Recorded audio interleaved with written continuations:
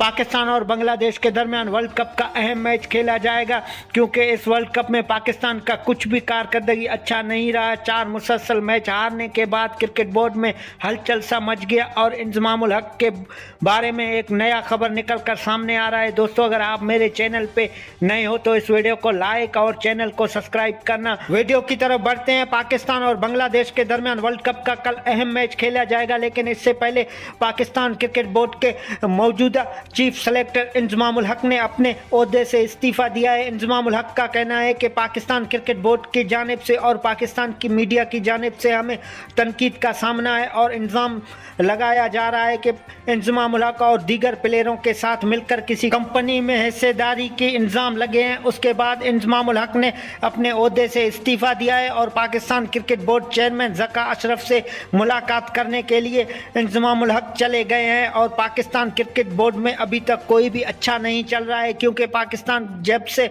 World cup में बुरी कारकर्दगी का मुजाहरा किया तो उसके बाद पाकिस्तान क्रिकेट बोर्ड और पाकिस्तान के प्लेयरों के दरमियान कुछ भी अच्छा नहीं है। वर्ल्ड कप के बाद बाबर आजम को कप्तानी से हटा दिया जाएगा, क्योंकि बाबर आजम की इस वर्ल्ड कप में कुछ भी कारकर्दगी अच्छा नहीं था और बाबर आजम ने अपने यार और दोस्त और पर्चियों को शामिल किया था, तो उसका इनाम बाबर आजम को कप्तानी छीनने की सूरत में मिले।